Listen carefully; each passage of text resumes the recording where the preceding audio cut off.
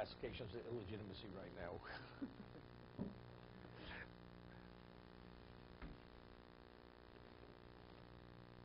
Okay. We left off on Samach Tesam and Beis.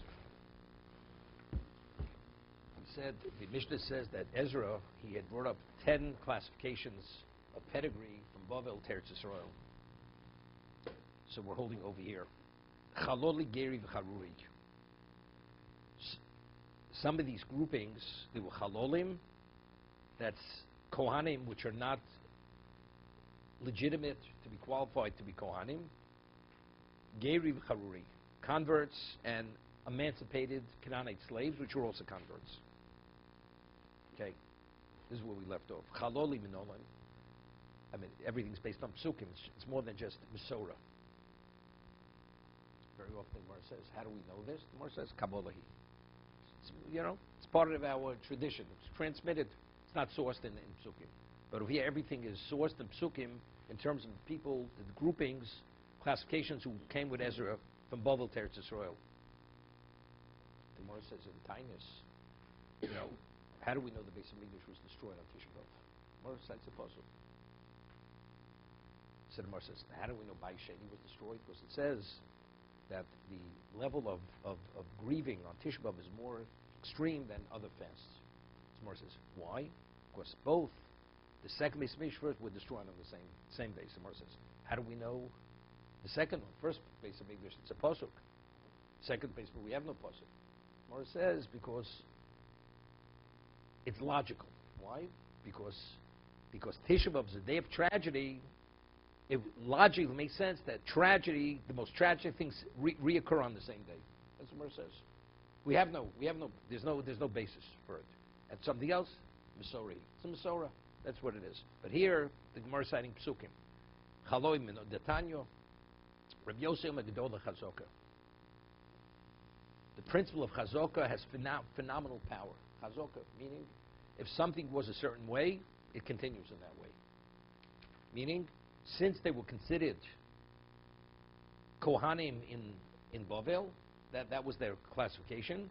So whatever rights they had as Kohanim in Bavel, even when they came to Eretz Yisrael, we allow them to retain those rights, even though they can't prove their legitimacy when it comes to Eretz Yisrael. So for Avoda, which in the Beis Hamikdash there's no Avoda before the rebuilding Beis Hamikdash, so for that we have no Chazokah. It's not continuing the previous status. So what they did before, we allow them to retain those rights. To graduate to another level, that we don't allow. This is Rabbi Gedol and Chazokah. Shenemar. Good. Different Chazokah. No. This is the presumed status we're talking about. Shenemar. Ubnei HaKohanim, the children of the Kohanim, who are they? Bnei Chaviyah, these are families. Bnei HaKotz, another family. Bnei Barzilai, asher lo kach minos Barzilai gilodi isha. V'yikro al shmom, elu bikshu ksovam hamisyachsim. So when they came to Eretz Yisrael, Ezra asked them for proof of the pedigree. So some Kohanim, they could produce documents. They weren't able to produce those documents of pedigree in terms of who their mothers were, hamisyachsim v'lo nimtzo, and they weren't able to locate, confirm their pedigree, that they were legitimate Kohanim, because maybe their mothers weren't permitted to their fathers. So they're Chalolim. So as a result of that, V'yigodu minav kuna, they were repulsed from kuna. When a person purges Kalim, it's called Hagolas Kalim. V'yom hatashato lahem, so Nehemiah said to them, Asher lo yochlu mikodesh hakodoshim. They cannot eat of sacrificial meat.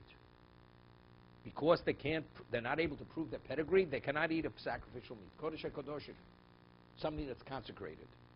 When could you eat? Because since you're not able to prove it, Aramot Kohen Urim V'Tumim. Until we'll have the Kohen, we'll have the Urim V'Tumim. By Sheni, there's no Urim V'Tumim. So it's something which is irresolvable. So when will it be resolvable? When Mashiach comes, after the building of the third base of Mikdash. But until then, you people cannot partake of the Kodesh Kadoshim. So why not? So evidently they were what? They were Chalolim. Because there was a question, maybe, their fathers had married women that were not appropriate. They were Grusha, or whatever they were. Therefore, So we see clearly from this pasuk that chalolim were one of the classifications that come from Babel Teretz Yisrael. 1 second. So what did Nehemiah say to them? Harei atem b'cheskaschem. But you retain your original status, meaning the status in Babel. What did you eat when you were in Gola, in the diaspora, in Babel? The Kochi Agvul. The Kochi Agvul, that means there were certain tithes that were rabbinically legislated that because it's within a certain proximity of Eretz Yisrael, rabbinically they had a tithe to. The things that are referred to as Truma D'Rabbanan. For instance, on Torah level, the only things you have to tithe on Torah level is grain, wine, and olives. Vegetables, other fruits, even the Shiva Saminim, we're talking pomegranates, those, figs, dates, on the Torah level don't have to be tithed. That's all rabbinical. These are rabbinical tithings. Okay? So that's called, so if you do tithe it, the truma is referred to as truma d'Rabbanan. It's a rabbinical truma. You tithe grain, whatever the 5 grains of Chamish Saminim, truma d'oraisa. Grapes, wine, truma d'oraisa. Oil or the olives, truma d'oraisa. So he says you could eat what you ate, the kochi agvul, what was consecrated even outside, that you continue eating. Afkanami b'kochi agvul, you could continue eating that. What you ate before, that's the meaning. You retain your original presumed status. Whatever you had until now continues, but to graduate to the other level, to eat kochi kadoshim, which is sacrificial meat, that you're not able to do. That's what he told him, okay? Now, the Gemara is going to say, what about Truma D'Oraisa? The Gemara is going to discuss this right now. What about, so that's only Truma D'Rabbanan? Are they able to eat Truma D'Oraisa? Okay? So the Gemara asks a question, and this is really discussed in Ksubis. If a person, let's say, eats Truma, do we allow him, do we see him immediately that he's considered a meyuchos, a kohen of authentic pedigree? So if that's the case, we'll let him do the avoda. That's why it's not so simple. Do we allow any kohen to duchen? So there's a discussion. Malim nesis kapayim lavoda. Kohen goes up to duchen. Does that mean he's a legitimate kohen now? Well, he's qualified to do the avoda beis hamikdash. There's a discussion in Gemara Ksubis. Do you graduate a person if you saw him duchening? Does that mean say that he's a qualified kohen even to do the avoda? Or we say no. Duchening is one thing. Doing the avoda is it's a much more advanced level. We're not going to graduate him. So malib mitruma liyuchsin, Sinmar says, according to the opinion that you elevate a person, that if he's qualified to truma for yichus, yichus means he's considered a person of pedigree. So we have a problem. So how do we allow them to continue eating truma? Right? Nehemiah said to them, what you ate in the Gola, you continue eating. But the Gemara asks, but if we graduate a person from truma even to yichus, so if we see him as a kohen of pedigree, of standing, he's going to do the avoda. Hani dochel truma osi lasukinu. So these people, we're going to allow them to eat truma. We're going to elevate them. We're going to advance them to do the avoda. On that, the Gemara says, shani hosam. Not only to marry qualified women, right? If this woman, she may be a chalola, right? A man, it's as you say, it's a half a problem, but a woman, it's a real problem. Because if she's in truma, we're going to see her as a miyuchos. That means she's qualified to marry a kohen. But if she's a chalola, she's not permitted to marry a kohen. So how do we allow it to truma? It creates very serious problems. Marshani hosam dereich eskosayu. So Rashi explains this. Normally, if a person is seen always as a kohen, and we don't see the person's different than other kohanim, is a concern, you may elevate them or graduate them to yuchsin. But over here, they came from Bavel, yichus, pedigree, people of lineage. Well, everything's lineage. Mom's is also lineage, right? It's pedigree, right? So then we're concerned, but over here we have people, this classification, although they truma, we don't allow them to eat kochim. So immediately, their chazaka has a little bit of a defect in it. It's a defective chazaka. It's obvious that their chazaka is minimized. It's not a full chazaka over here. Because it would be a real chazaka, why don't we allow them to eat kochim? So that they denied kochim, that immediately tells us that their status is questionable, therefore they will not marry Kohanim. Okay, that's what more answers. The Rechaz Kasayu. They're not bona fide Kohanim. It's only because we're continuing what was previously. But to allow them to enter into new realms of Kohuna, that we're not going to allow them. The suffix, no question, suffix. I'll give you an example. Give you an example. The Gemara later speaks about this. A person comes to a community, and we assume he's a Jew. Comes to Minyan every day. And you ask him, are you Jewish? He says, yeah, I'm Jewish. Yes, I'm Jewish. How do you believe him? Maybe he's not Jewish. Maybe he's not Jewish. The answer is there's a chazaka. There's a presumption. Most people who are not Jewish don't say they're Jewish. That's a presumption. The man doesn't have to bring witnesses. If the Mishnah says in Rosh Hashanah that initially when they would determine the new moon, they would have torches on top of mountaintops. And witnesses would come. But it says in the time of the Tzdukim, or the Baitusim, or the Kusim, they had witnesses who would come and testify falsely because they wanted to totally disrupt the whole process of Kiddush HaChodesh. So a person came to testify in Bezdin, unless you brought other people, qualified witnesses, to testify about their credibility as witnesses, they did not accept the testimony. Mishnah Rosh Hashanah. Okay? But before the Kusim, the Kuthites, they tried to disrupt the whole system.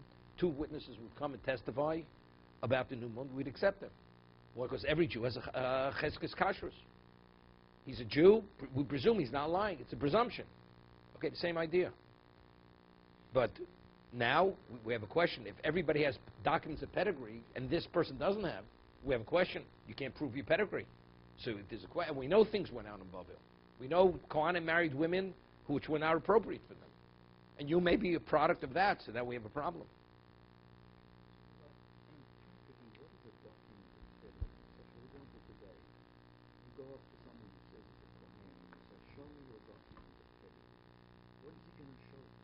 Today there is no such thing. There are some people have. Mr. Glick has a document of pedigree. You know that. What does that mean? What is it? It's like a family tree, and you could show that the whole line, the lineage, going all the way back to families were credible, and who the women are, what families those women were from. And since that was the mother or the grandmother, the great-grandmother, and this so-and-so, then you know this person. Family tree is what we're talking about, essentially. And it's a family tree which, when you examine it, you see it's an authentic tree. It's not a person just added names to it.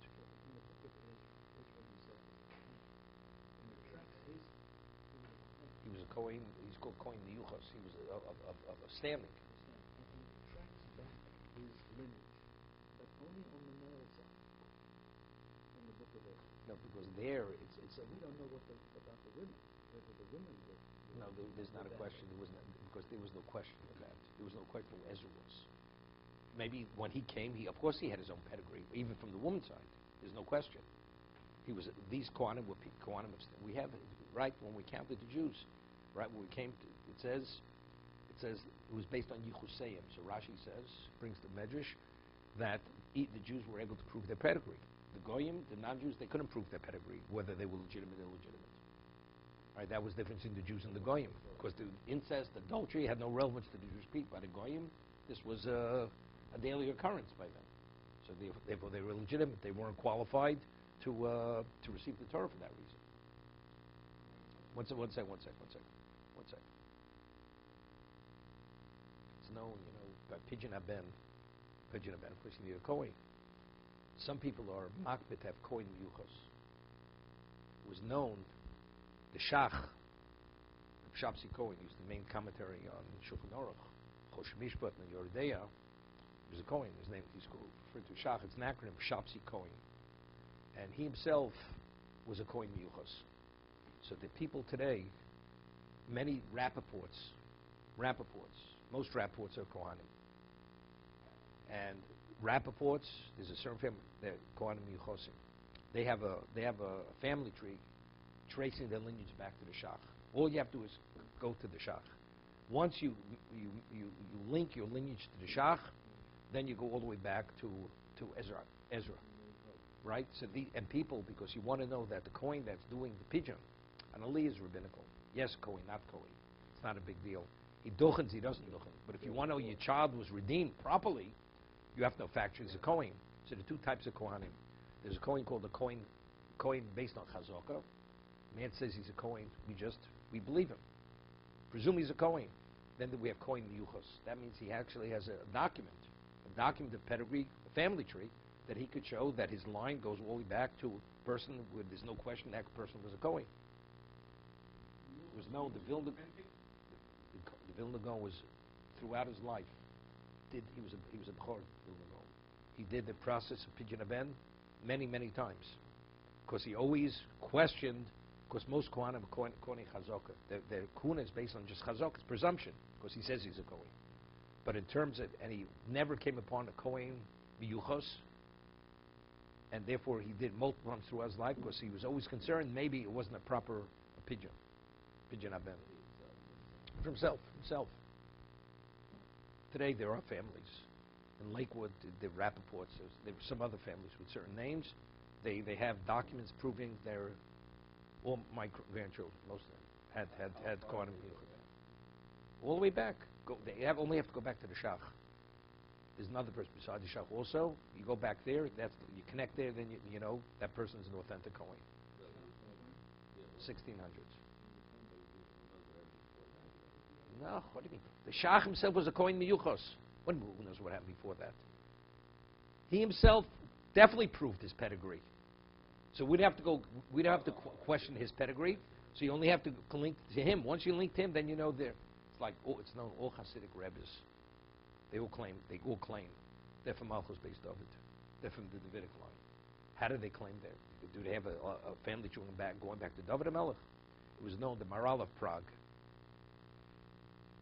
It was known Rashi. Rashi was from Malchus based David. Rashi was from the Davidic line. He had a family tree going back all the way to David HaMelech. Rashi. The Maral had a family tree going back to Rashi. The Maral of Prague was a descendant of Rashi. So today, all you have to do is link to the Maral. Once you link to the Maral is Rashi. Rashi straight to David HaMelech. That's how they all claim. They're based on the family tree, they trace it to the Maral of Prague. Okay, that's the way they do it. But there aren't that many people in that category, like the Shach is one point. Are there other? There are others too. Other quantum. Yes, there are other families where they have the special category pedigree of Kohuna. No, but that goes a lot further back. Yeah, but I'm just saying, you don't have to go that far back. But it was known Rashi was from Malchus based David. Rashi himself. But it's not relevant. You understand? But it's not really relevant. In terms of status, Kohen makes a difference. It has relevance to Pidyon Aben and Malchus based David. That's just in terms of pedigree. Those are only the two statuses. I mean, we speak about Keseh Kuno, Keseh Malchus. Doesn't speak of Keseh Leviah. Right? The Mishnah Pirkei Avos. It says there were three crowns given to the Jewish people: Keseh Kuno, Keseh Malchus, and Keseh Torah. There's no Keseh Leviah. Okay. Tishbi Yitorid Kusha Jabayis. It says when we'll have the Urim V'Tumim, these people will be determined whether they can eat kosher or they can't eat kosher. You stand over there. So there'll be a test. Because the Beit HaMikdash is going to just come down, right? The Gemara says, Bar Kochva, that Rabbi Akiva believed initially he was Mashiach. But then afterwards he realized that he was not, and he referred to him as Bar Koziva. Kozev means lion. He's the son of the lion. Because he had supernatural strength. He had strength which was, he was able to uproot trees with his hands. He was able to pick up boulders that weighed thousands of pounds and throw them miles. When he fought the enemy, he fought the Romans, that Bar Kochva. But afterwards, how did he know he was not? How did he know he wasn't Mashiach? So he knew because the Gemara in Chelik, in Sanhedrin, it says at the end of time, Mashiach will judge the world, and he'll know whether you're guilty or not just by smelling, through a sense of smell. He'll be able to smell purity, truth from falsehood, guilt and innocent, just with the power of smell. Mashiach, Bar Kochva did not have this power. And that was confirmation that he was not the authentic person. And then he separated from him. Besides, he did other things afterwards. But that was the story about Koziva. So again, how do we know truth? The witnesses are not going to be necessary. Mashiach, just with his sense, he'll be able to discern between truth and not truth. Yes, Kohen, not a Kohen.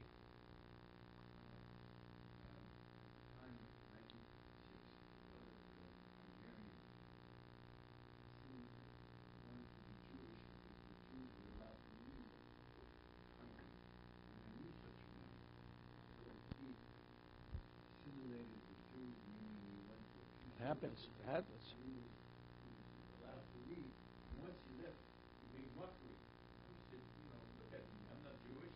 Okay, Baruch Hashem, he revealed himself. Okay, let's get back to the Gemara. So the Gemara says that over here it's not a problem, even though we could allow them to continue eating truma, but since we don't allow them to eat kochim, that itself reveals that what? That he's not the authentic Kohen. So we're not going to be malam liyuchsin, so therefore his family, we're not going to allow his daughters to marry Kohanim. Ibo seimel olam hashtanami b'drabanan. Echol b'dorais lo echol. Yeah, how will you know? We only allow them to eat truma drabanan. Truma daraisa, we don't allow them to eat. So Rashi says, what's truma drabanan? He says, peris for Eurokos. But the grains, grain, wine, and olives, that he will not be able to eat. Truma daraisa we don't allow. That's how we'll be able. Chimaskinon, when the Gemara says Ksubis, that you elevate a person from truma to yuchsin, chimaskin with truma to yuchsin b'daraisa. If a Kohen ate truma daraisa, then that was a basis to elevate him to be a person of pedigree. Midraban lo maskinon. But from eating rabbinical truma, that is not a sufficient basis to advance him to the level to eat yichus.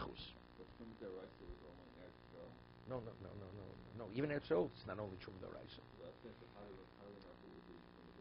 No, because when they came from Bavel, it says Gedola Chazaka. We only allow them to continue what they ate in Chutz La'aretz. Chutz La'aretz, all truma was drabana, even grain. So when they shifted to Eretz Yisrael, only rabbinical truma we allow to eat. But what's rabbinical truma in Eretz Yisrael? That's fruits and vegetables. But grains, olives, and grapes, that's the rice that they didn't allow, because that's not a carryover. Okay, so good. Somebody asks a question. Yochi my Gedola Chazaka. So what's the pasuk says? Rabbi Yossi says we see the phenomenal power of Chazaka.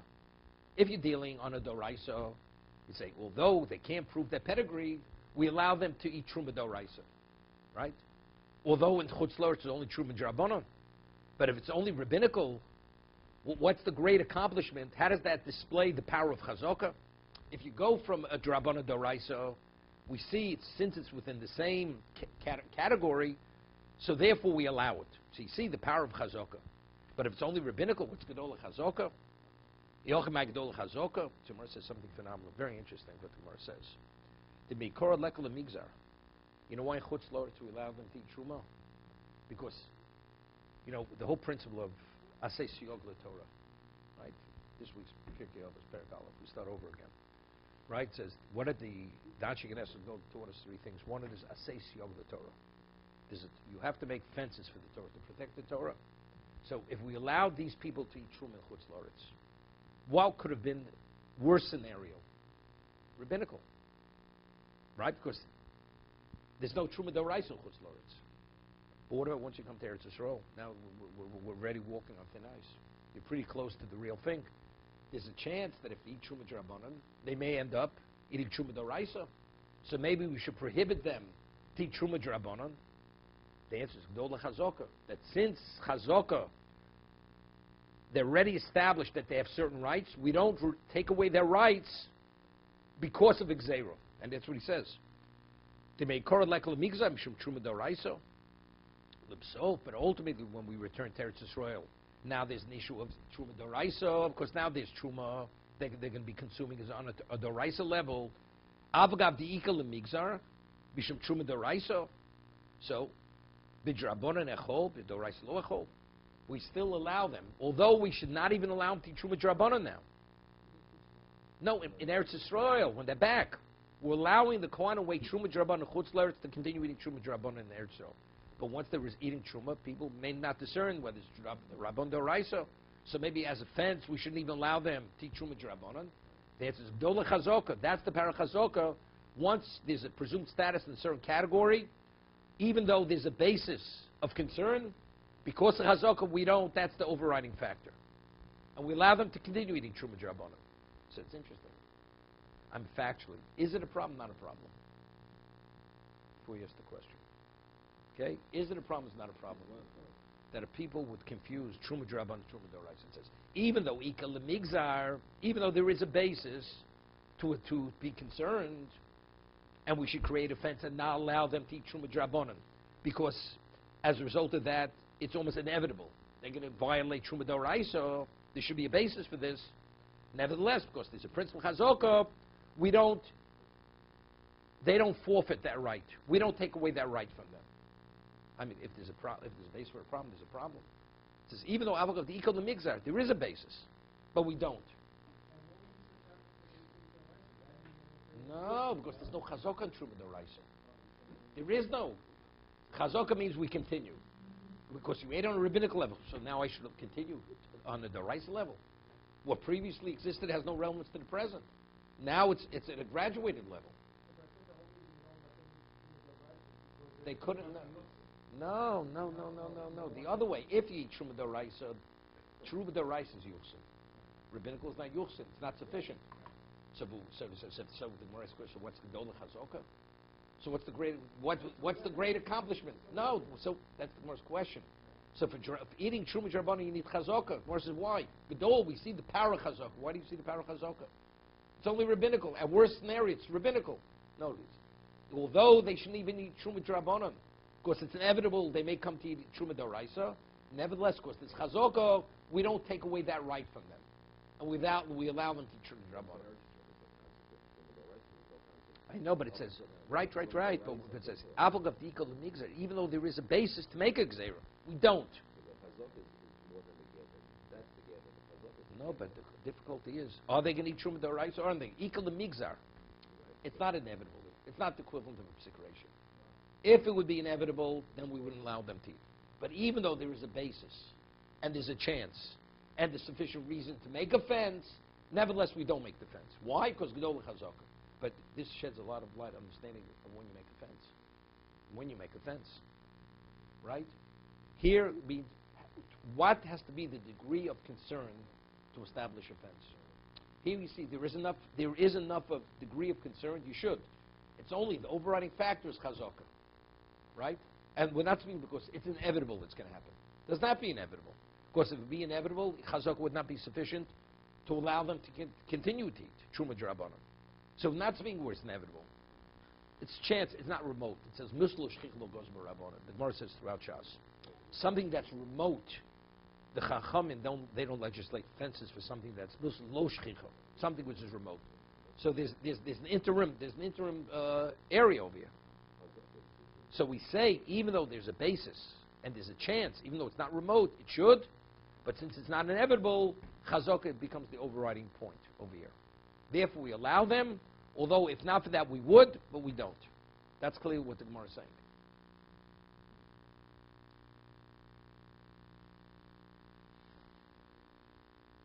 You know, it's interesting. I'll give you an example.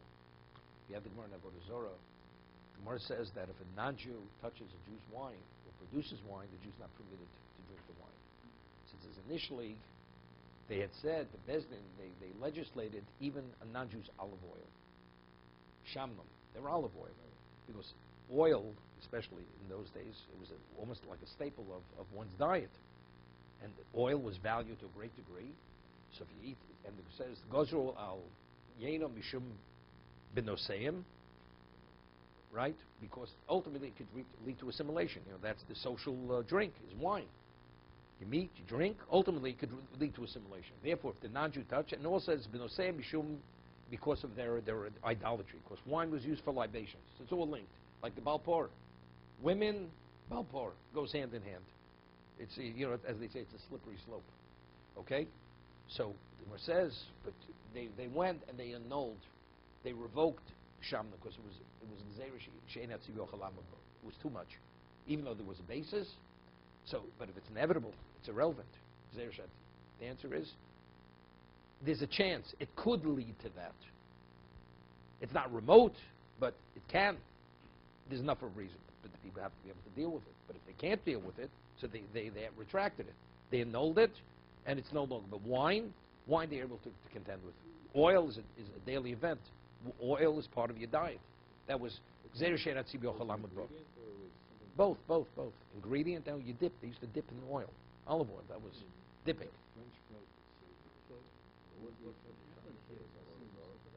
No, also benosein. Same benosein. Right? Because you vowed, what bishulakum? Why is bishulakum not permitted? Because they say, the way, how do you get to the man's heart? It's through his stomach. Right? Seriously. That's why bishulakum is not permitted. A non-Jew cooks something which is inedible unless he cooked it. And it's olal shulchan malochim and something which has value served at a formal meal, but you're not permitted to eat it. Because there's a certain degree of appreciation, and that relationship could bring to not good things. It seems what we're saying is that these, quote, kohanim, who couldn't validate their pedigree, consider themselves kohanim. They ate rabbinic food in Babel. Correct. No problem. When they come to Eretz Israel with Ezra, they were not permitted to appreciate the Torah. Correct. Correct. Eat sacrificial meat. Sacrificial meat or anything else. Correct. Or biblical or derisive food. Correct. But they continued that the guy would say, I'm a Kohen, give me an aliyah. They give him an aliyah. They give him an because he had aliyah received an because aliyah. He received an so aliyah. all the rabbinic things, he's conducting himself like a Kohen. Correct. Except he's not permitted to cross a certain line. Because that's already, because the chazaka, the past, doesn't in any way reveal what that new status is. Chazaka can't tell you what the future will be. So he's a sofek Kohen. He's basically a sofek Kohen. Again, he is a sofek because we have to establish him. We have to establish him definitely. He's a sofek Kohen. So all Kohanim, all Kohanim. How do you know a person is a Kohen today? Because he says so. He says so. Do I know who his mother was? Do I know who his father? We don't know anything. There was a story many years ago. This person, his name was Hecht. Lived in Baltimore. And wasn't an observant Jew. He fought in the Korean War in the American Army. And he was in Japan. And he married a Japanese woman, not Jewish. And then afterwards, somehow, he had an interesting news. He came from Philadelphia, and he became observant. His wife converted. And she was we're talking about a real convert. I mean, very religious, devout, had children, and never visited his family's graves in Philadelphia. Okay, never went there. Didn't know. All of a sudden, he had some communication with an uncle of his, and his uncle says, by the way, we're of the priestly line. Do you know that? This is what he says to his nephew. We're Kohanim. We're priests. He hears this. As they say in Yiddish, he really realized they had a problem. His wife's a convert. If he's a Kohen, he's not permitted. His wife hears this. She says, if I'm not permitted to you, you give me a get, our marriage is over. That's what the wife said to the husband. She was the real thing, devout woman. Ramosha was alive at the time. Ramosha Feinstein. And so Ramosha said, so the question is, the uncle say so that he told him that he was from the priestly line, is that sufficient to rely upon to class him as a Kohen? So Ramosha says, go to the cemetery, look at the tombstone. Usually on the tombstone of a Kohen, you have the hands of the Kohen like Birchas Kohanim. If there's no trace of that, it's irrelevant what your uncle said. You have a status, since the majority of Jews are not Kohanim, are Yisraelim, therefore you're permitted to a convert. Your uncle himself cannot change your status. So it's the other way. Therefore you're permitted to remain with her. That was Ramosha's psalm. And as a result of that, he did not divorce his wife, and they continued to... He went to the cemetery, the tombstone, there was none, therefore, and that's what Moshe says, he finds it, and that definitely confirms you are Kohen. But since there's no basis, it's only his say-so cannot change your status. Whatever, I'm just telling you. This is what Moshe said. Usually goes hand in hand. It goes hand in hand. Okay? Okay?